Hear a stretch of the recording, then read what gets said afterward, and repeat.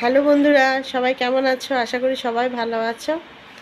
আজকে অনেক রাত্রে আমি এলাম, মনে হলো কাজের ব্যস্ততার মধ্যে আমি সময় করে উঠতে পারিনি আজকে। তো মনে হলো আজকে একটু এখন এই মুহূর্তে তোমাদের কথা, তাই আমি চলে এলাম। তো এখন বাজে রাত্রি 8:05। তো আমি এখনও সালনেই আছি।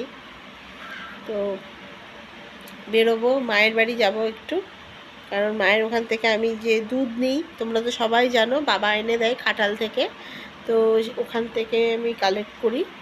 হ্যাঁ, তো সেই জন্য। তো তোমরা সবাই কেমন আছো বলো? আশা করি সবাই ভালো আছো, আমিও ভালো আছি। আর আমার ভিডিওতে যদি কেউ নতুন দেখে থাকো, অবশ্যই লাইক কমেন্ট শেয়ার করতে ভুলো না, এবং সাবস্ক্রাইব না করা থাকলে অবশ্যই চ্যানেলটি সাবস্ক্রাইব করে দিও, আর পাশে থাকা বেল আইকনটি প্রেস করে দিও, যাতে পরের যে কোনো ভিডিও, যে কোনো জিনিস নোটিফিকেশান তোমাদের কাছে সবার আগে চলে আসে। তো সেই জন্য আমি সময় পাই না বলে হয়ে ওঠে না, আমারই দোষটা, আমার একদম সময় পায় না। কালকে তো সবাইকে কালকে রাস পূর্ণিমার অনেক অনেক অনেক অনেক শুভেচ্ছা জানাই। হ্যাঁ, ঠাকুর তোমাদের সবার ভালো করুক, মঙ্গল করুক। আর বিশেষ করে যাদের নবদ্বীপে বাড়ি, যদি কেউ আমার ভিডিওটি নবদ্বীপ থেকে দেখে থাকো, নবদ্বীপে তো রাস, কালকে থেকে মেলা, খুব ভালো, মানে দারুণ ব্যাপার। আমি কোনো দিন যাওয়া হয়নি নবদ্বীপ, কিন্তু শুনেছি, আমার বন্ধুরা থাকে, তো আমাকে ইনভাইটও করেছে, তো কিন্তু যেতে পারবো না, পসিবল হবে না এবারে। তো সেই জন্য দেখি, যদি গোবিন্দ চান কোনো সময় নিশ্চয়ই যাব রাসেও। তো এই আর কি।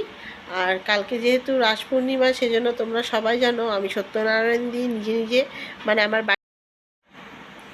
তো তোমরা তো জানো আমি বাড়িতে আমি সত্যনারায়ণ দিই, যেহেতু আমি শ্রীমৎ কৈবল্য ধামের দীক্ষিত রাম ঠাকুরের।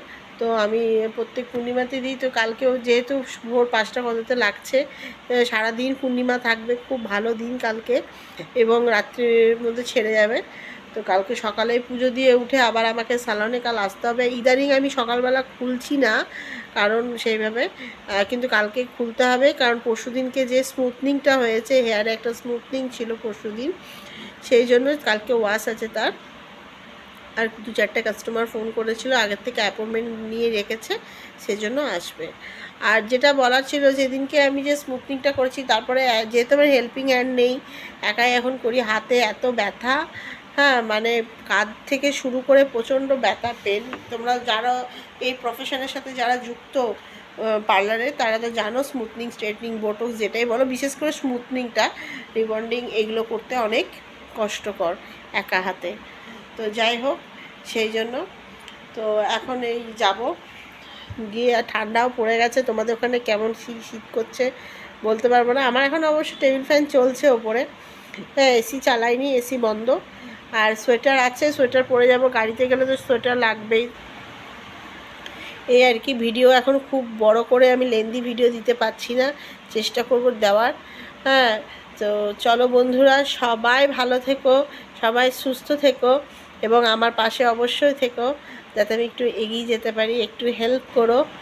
চলো বন্ধুরা, আজকের মতো এখানেই, টাটা। সবাই ভালো থেকো, সুস্থ থেকো, শুভরাত্রি, টাটা।